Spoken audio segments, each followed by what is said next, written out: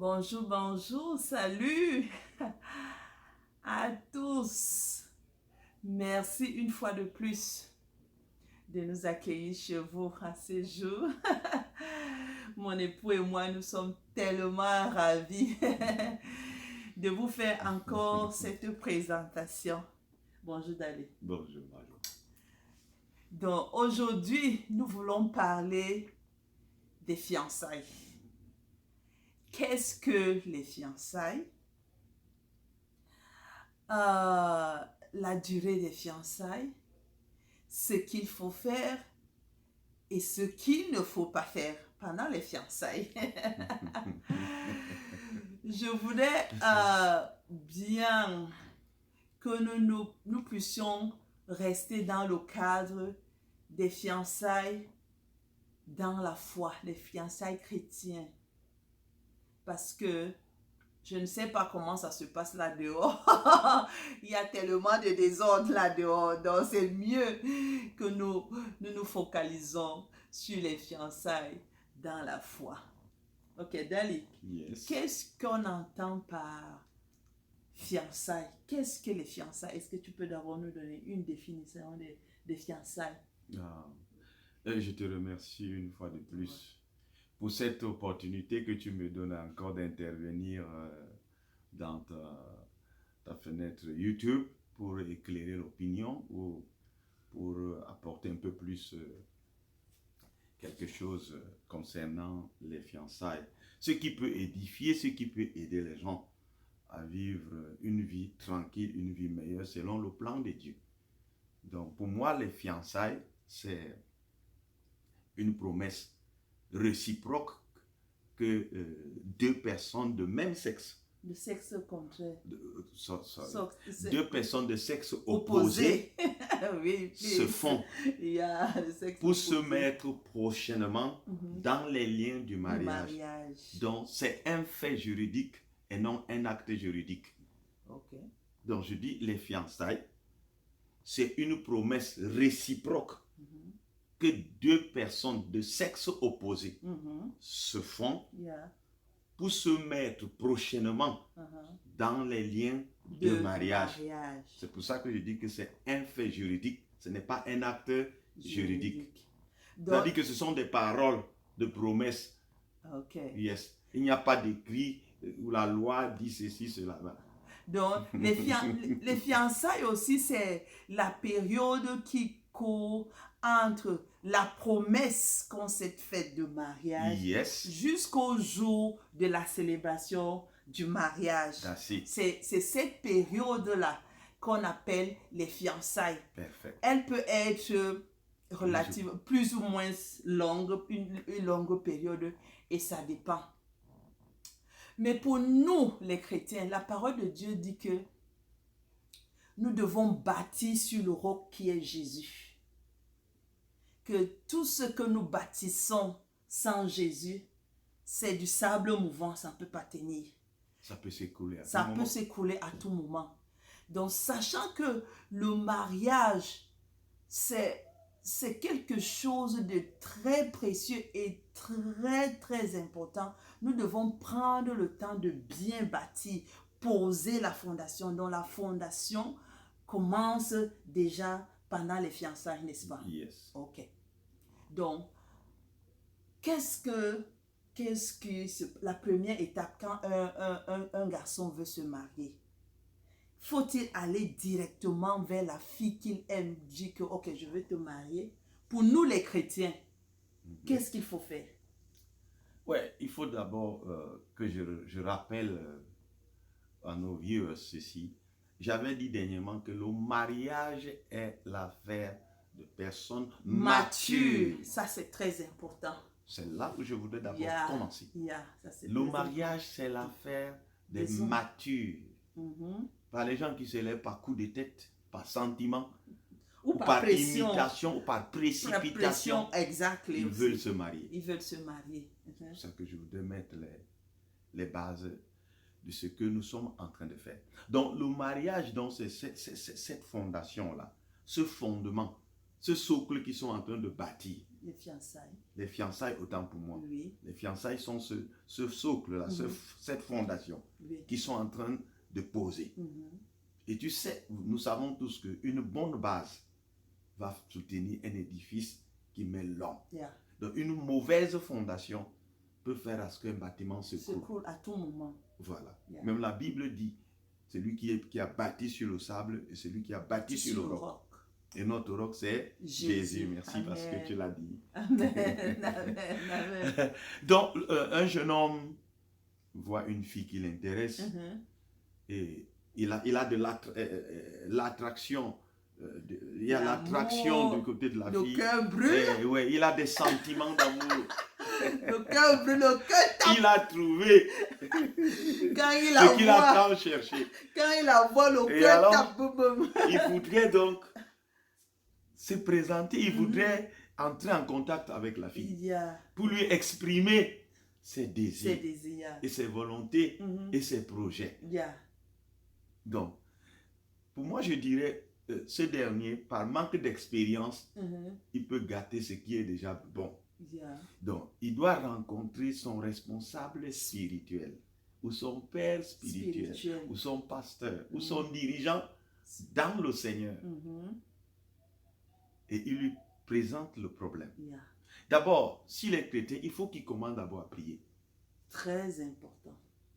D'abord prier, avant même de chercher une fiancée. La première des choses, il faut présenter ce projet à Dieu. Les projets échouent de faute de conseillers. Donc la Bible dit. Donc, quand il présente dans ce projet à Dieu, Dieu devient maintenant celui qui va orienter ses pas. Celui qui va diriger ses pas. Et dès qu'il trouve donc celle qu'il voit qu'avec celle-ci, ça peut aller. Maintenant, il faut qu'il aille encore chez son père spirituel. Son dirigeant spirituel, peut-être un pasteur ou un bon ancien. Donc, lui poser le problème. Ils vont encore prier. Ce dernier va aussi prier. Et ce dernier donc peut aller engager dans la procédure. C'est-à-dire que le gars va exprimer ses volontés et ce qu'il éprouve par rapport à la fille. Donc, ce que je veux juste ajouter, c'est que mon époux est en train de dire que vraiment, le mariage n'est pas l'affaire des enfants. Non. C'est un homme mature, c'est quelqu'un qui est déjà mature, responsable, qui veut s'engager dans les liens de mariage. Et ça veut dire que tu peux prendre de toi-même tes propres décisions à ce moment-là. Tu as trouvé une fille qui te plaît, une sœur, parce que nous parlons des fiançailles dans la foi. Tu as trouvé une sœur qui te plaît. Lorsque tu la vois, tu sens que ton cœur bat pour elle. C'est un point très important. Et ne te laisse pas aussi entraîner par tes sentiments. Ne te focalise pas seulement sur tes sentiments parce que tes sentiments peuvent te tromper. Prends le temps aussi dans la prière. Que le Seigneur t'aide à faire vraiment, te confirmer le choix que tu as fait. Est-ce un bon choix? Seigneur, j'ai le sentiment envers cette sœur-là. Est-ce qu'avec elle, on peut faire un bon bout de chemin, on peut faire le mariage? Parce que tu peux avoir des sentiments avec quelqu'un, mais vous risquez, ça peut ne pas être la personne appropriée pour toi, pour le mariage. Il faut comprendre ça. Parce que les jeunes ne savent pas. Dès que le cœur bat déjà pour une personne, il se dit que non, cette personne est bonne pour le mariage. Non, ça ne se passe pas comme ça. C'est bon, il faut déjà avoir ce battement de cœur-là, mais ne te limite pas à ça. Il faut prier. Aussi tes parents à la maison, considère aussi son avis, leur avis, et puis le père spirituel, et la prière aussi, comme nous avons parlé. Donc, c'est pour les gens matures, et il faut savoir que la dernière décision te revient à toi. Bien sûr. Ne te laisse pas influencer par soit le ministre de Dieu, par toi les qui parents. t'engages. Exactement. Ou par tes relations ou tes amis. Exactement, ou par tes amis. Ou Non. bien les gens qui te disent non, épouse celle-ci, c'est celle-ci elle qu'il est te faut. bien, On voit que ça va marcher. Non, ne te focalise pas à ça. C'est toi qui as la dernière décision. Yes. Donc toi et le toi Seigneur. qui vas vivre. C'est toi qui vas vivre avec cette fille-là. Yeah. Donc quand tu t'engages, tu es sûr que c'est elle. Et tu vas voir le responsable spirituel. C'est pour éviter le désordre. Parce que nous faisons des choses au contraire à ceux du monde. Yes. Dans le monde, il y a le désordre social. Ah, exactement. Un gars rencontre une fille le premier jour même. Il dit que, oh, je t'aime, mais je veux t'épouser. Tu vas l'épouser comment? Tu ne la connais même pas, tu ne l'as même jamais vue. Donc, dans la foi... Tu n'as pas étudié la fille. Dans la foi, c'est c'est contraire. Nous marchons selon la discipline de Christ. Nous marchons selon la parole de Dieu. Parce qu'il y a la logique. ordre. Et la logique. Il y a un ordre que le Seigneur a établi. Si tu permets, pourquoi je dis la logique? Oui. Parce que voici quelqu'un qui vend la canne à sucre. Il a exposé les cannes à sucre. Oui. Ah, tu passes là, tu vois une très bonne canne à sucre. Oui. Ou tu dis, oh, j'ai oublié mon porte-monnaie. Mais tu ne vas pas casser la canne. Tu dis, je voudrais acheter celle-ci. Oui. Réserve-moi celle-ci. C'est celle-ci que j'aime. Oui. J'aime cette canne à sucre. Oui. Il met de côté. Oui. Mais ce n'est pas dès qu'il a mis de côté, tu casses, tu te mets à sucer. Non, tu dois aller chercher ton porte-monnaie. Venir payer le prix de la canne à sucre. Il te livre la canne à sucre, alors tu casses. Voilà la logique. Ok. Yeah. J'entends pas désordre social. Comment quelqu'un va dire, je voudrais cette canne à sucre, j'ai oublié mon porte-monnaie. Oh, j'aime cette canne à sucre, mets-moi de côté. Il dit, je prends mon porte-monnaie, il fait 2 pas, il revient. Il dit que donc moi je casse d'abord, je suis en allant. Il ne va pas lui donner, il risque de ne pas revenir. Exact. Donc, déguster les mariages, consommer le mariage avant les fiançailles, c'est un désordre social. C'est pas logique. C'est pour cela que si déjà la canne à sucre, on se comporte comme ça, qu'en est-il d'une personne? D'une personne. C'est ça que j'entends. La Bible nous permet de fonctionner dans la logique de Dieu. Amen. Donc nous Elle est la devons, meilleure. nous devons suivre la discipline de Christ, Yes. même dans les fiançailles. Oui. Bon, maintenant, que devons-nous? Le gars a déjà demandé la main. Oui. Anyway, ça dépend de chaque milieu chrétien là. Il faut suivre l'ordre établi dans le milieu chrétien dans lequel tu es. L'ordre établit beaucoup plus la parole de Dieu. Oui, la parole de Dieu. Yes. Et le milieu dans lequel tu es, il y a une certaine discipline. S'il faut aller voir le pasteur, tu vas voir le pasteur. Et puis le pasteur va demander la main à la fille. Il faut respecter l'ordre établi dans ton milieu Puisqu'elle est aussi chrétienne. Voilà. Donc, quand elle accepte, alors la fille a accepté. Oui. Et nous prenons l'hypothèse où la fille a accepté. Elle a donné sa réponse que, ok, oui, je suis d'accord. Je veux être non, ce gars-là me plaît aussi. Je suis amoureux du gars-là. Yes. Donc, en ce moment-là, voilà la période de fiançailles qui commence. Yes. Parce que le gars a déjà présenté la promesse et la fille a accepté. Et elle a fait aussi sa promesse. Et elle a aussi fait sa promesse. Donc, la période de fiançailles commence à courir. Qu'est-ce qu'on doit faire concrètement pendant cette période? Oui, puisqu'ils ont donné leur accord de principe. Oui. Il faut encore que les parents de la fille soient informés. Yeah. C'est pour ça que le responsable de ce jeune chrétien doit aller rencontrer les parents de la fille. Oui. Pour poser le problème. Voilà, mon fils tel aimerait prendre pour épouse votre fille. Et les parents donnent aussi leur point de vue. Et dès qu'ils donnent leur accord de principe, maintenant le jeune homme doit savoir ce qu'il y a lieu de faire, les conditions. Comme la canne à sucre a son prix à payer. Donc, les conditions maintenant. On lui donne les conditions, comme il y a les listes de ceci, là, d'autres, par-ci, par-là. Et il va donc se préparer. Ok. Pour venir donc finaliser ces conditions. Pour ne pas dissatisfaire les parents. Ça c'est dans le cadre de la dot, les procédures. Bien sûr. Moi, je veux qu'on se focalise particulièrement dans les rapports entre le fiancé et la fiancée. Let's go. Donc, qu'est-ce qu'il faut faire pendant cette période-là, quand on est fiancé? Donc, on vous a déjà mis en contact, vous êtes déjà en contact. Ça veut dire que on vous a donné la permission de communiquer, d'échanger. Qu'est-ce que vous devez causer? Qu'est-ce qu'on peut causer là? Oui, comme nous avons dit tantôt, la période des fiançailles, c'est la période que les deux individus doivent se connaître. Chercher à Ils se doivent connaître.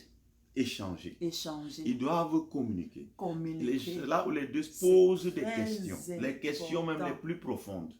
C'est très une important. période où ils s'étudient. C'est une période où ils se découvrent. Donc, on doit trouver du temps pour que ces derniers doivent communiquer. Ils doivent vraiment communiquer. Ils doivent échanger. Parce que les hommes ne sont pas les choses ou les objets. Yeah. Ce n'est pas une canne à sucre qui est muette, non. C'est un individu qui peut s'exprimer. Alors les deux là s'échangent pendant cette période. Yeah. Ils se découvrent par des questions, beaucoup de choses, ta famille. Exactly. On pose les questions dans tous les sens. Exactly. Il faut même aller plus loin. Mais d'habitude, quelle est la maladie? Est-ce que tu es souvent... Quelle maladie tu as fréquemment quel genre de maladie? Il faut connaître aussi l'aspect santé.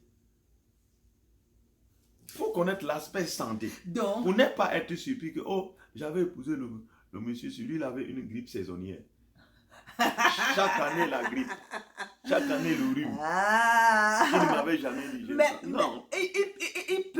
Il peut avoir... connaître le bilan de santé de l'individu. Il peut connaître, peut-être il avait souffert de ça et maintenant le Seigneur l'a guéri, il ne souffre plus de ça. Je ne parle pas des choses du passé. Okay. Je parle de ce que les fiancés sont pendant qu'ils se rencontrent. Oh, ok.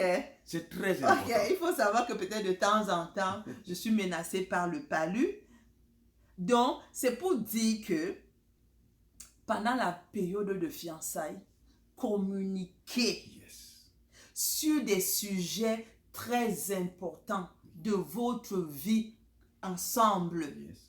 Ne passez pas le temps à raconter des futilités qui ne vous servent à rien. Non. Allez discuter sur des sujets qui vous préoccupent. La fille va demander, qu'est-ce que tu vois? Est-ce que pour toi c'est normal qu'une femme travaille quand elle est mariée?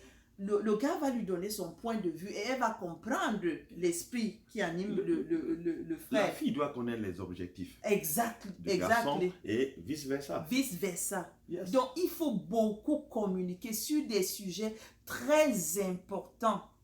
Des sujets qui te tiennent à cœur. Mettez ça sur la table. Parlez, discutez. Que chacun donne son point de vue pour savoir... pour que demain ou après-demain, qu'on ne soit pas super. Oh, je ne savais pas. Je ne savais pas. Yes. Donc, la seule manière de connaître ta personne, c'est de causer, de communiquer, d'échanger. D'échanger. Yeah. Il y a aussi d'autres personnes qui n'ont pas cette capacité de converser, de tenir une conversation comme ça. Écris. Il faut demander conseil. Il faut aussi écrire. Si tu peux écrire,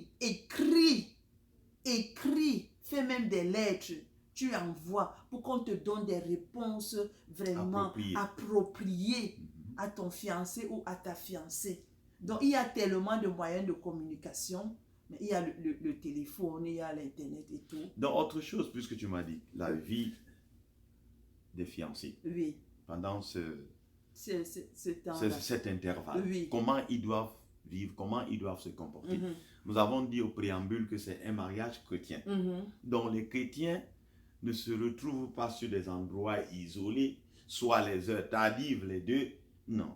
Les chrétiens ne consomment pas le mariage avant le mariage. Donc, les chrétiens ne cassent pas la canne à sucre sans avoir se mettre à sucer, sans avoir payé le prix, sans avoir reçu la livraison de la canne à sucre.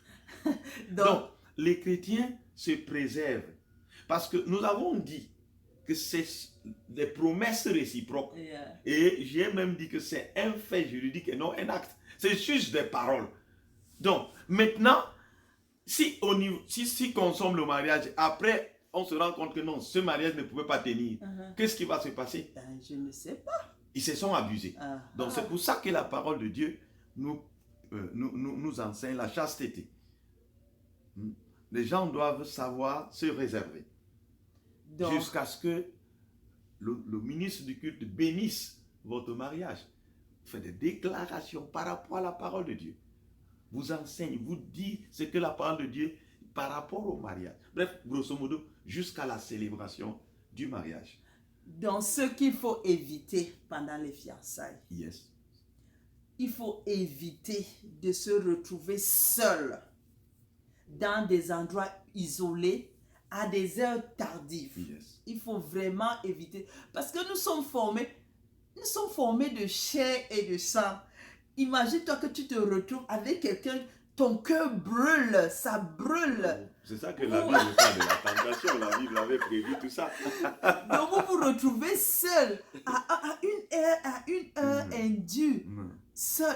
Tout peut arriver. Vous êtes juste fait des promesses. Exactly. Les promesses peuvent... Il faut vous préserver. On peut ne pas aller au bout des promesses. Jusqu'au bout. Vous ne savez pas si vous irez jusqu'au bout. Donc que personne ne se sente lésé dans les promesses. Exactement. Chacun garde sa dignité, l'autre garde sa dignité. Sa dignité. C'est ça qu'on appelle se conserver pur. Ça, c'est très important. Et Dieu tient compte de ça. Si déjà les personnes peuvent s'abstenir comme ça veut même dire que quand même quand elles vont se marier, elles vont s'abstenir. Exactly. Donc, que d'être marié et de poser encore des actes d'adultère, ça ce sont des crimes spirituels. Donc la chose qu'il faut le plus éviter pendant les fiançailles, c'est d'avoir les rapports sexuels. Ça, c'est gâter votre... Ça, c'est le gâchis. Si vous allez jusqu'à arriver là, sachez que selon la foi chrétienne, vraiment... Vous avez manqué du respect. Même au Seigneur, même à la famille, même à votre église. Donc, il faut éviter ça. C'est même de la légèreté. Donc, et pour éviter d'arriver jusqu'à ce niveau, il faut... Ce sont les déviances spirituelles. Il faut vous contrôler. Qui ne doivent pas et ne devraient pas avoir lieu. Parce que la parole de Dieu est stricte là-dessus. Donc, vous voyez. Juste, la parole de Dieu dit, lorsque Abraham devait trouver une épouse pour son fils, il n'a pas épousé n'importe quelle fille. Il a dit à son serviteur, va à telle place, va ainsi, fais comme ça. Fais comme ça. Tu vois? Et Isaac n'est pas allé là-bas commettre tout ce qu'il devait commettre avec la fille. Exact. Il a attendu toute la procédure jusqu'à ce qu'on lui a donné sa femme. Ils ont doté, ils ont tout fait. On l'a remis. Voilà. C'est comme ça que ça. C'est comme ça que biblique. Nous devons respecter notre Dieu, notre foi, nos familles et nous respecter nous-mêmes. Parce que quand vous commencez ce désordre déjà pendant les fiançailles... On ne mange pas une nourriture qui est en train de cuire. You can't eat something you are cooking. I like that! Non. Il est champion là. On est en train de préparer la nourriture. Ça va te brûler. Mais elle va même te donner de la... La nourriture n'est pas encore bien que tu manges. Tu auras des indispositions gastriques. Sois patient. Ouais. Quand il y a des nourritures qui... Mais les gens tombent malades, on les hospitalise. Pourquoi se retrouver sur un lit d'hospitalité, l'hospitalisation spirituelle? Parce qu'on a mangé une nourriture qui est en train de cuire. Pourquoi se faire brûler les mains? Parce qu'on voudrait prendre un morceau de viande qui... Non! Laisse la viande cuire, laisse-la risoler. Qu'on te serve sur la table comme un gras. Mais tu manges en gras. La nourriture se mange à table, pas dans... Le mariage est très bien lorsqu'on a suivi toutes les procédures.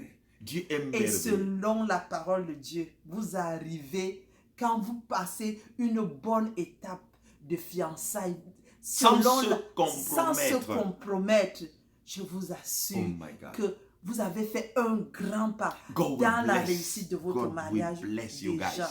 Donc, les fiançailles, faites attention s'il vous plaît. Ne vous précipitez pas. Ne vous précipitez pas. Non. Prenez le temps de bien communiquer. C'est un temps aussi de bien prier. C'est le temps de préparation. Exactly.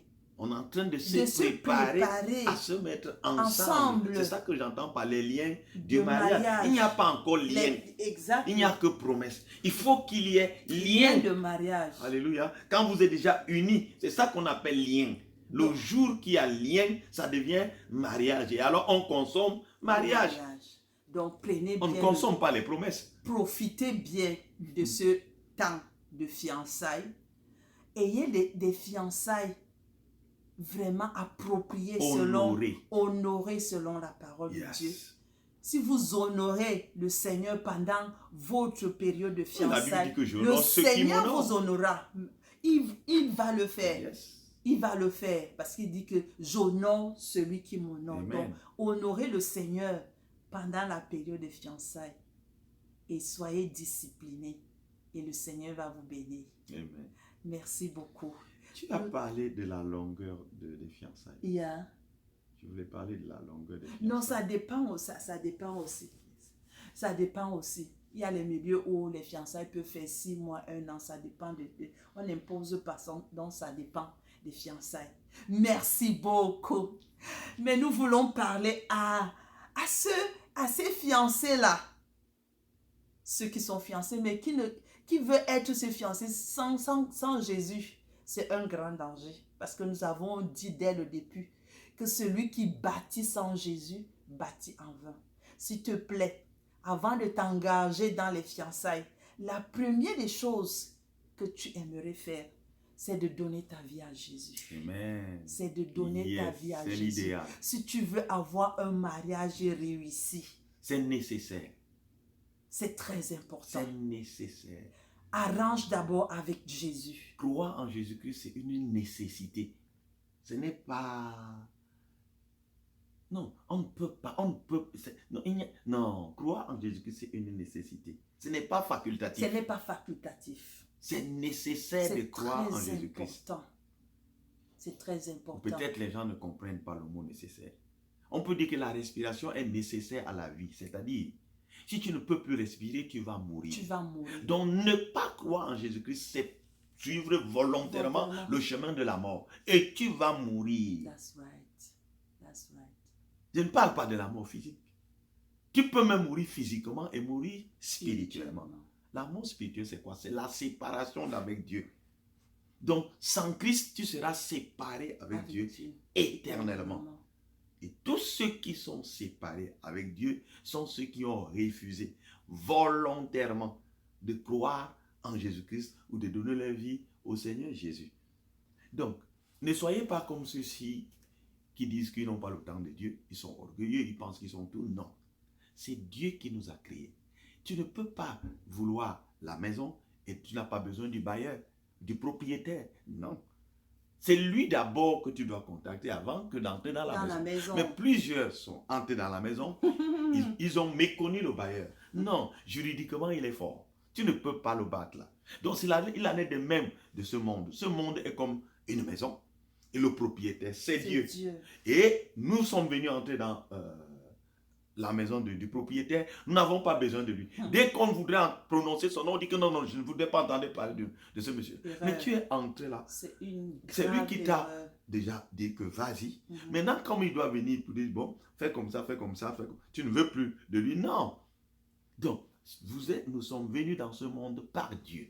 Et nous devons nous remettre à Dieu à travers Jésus-Christ. Donc, chacun doit croire en Jésus. Chacun doit donner sa vie au Seigneur Jésus-Christ. Se repentir et se convertir. Comme je dis toujours, nous sommes en train de vivre les derniers temps. Qu'on ne vous trompe pas, ce sont les derniers temps. Repentez-vous, voici le temps qu'il ne faut pas rater. C'est pour ça que le monde des ténèbres se soulève maintenant de part et d'autre.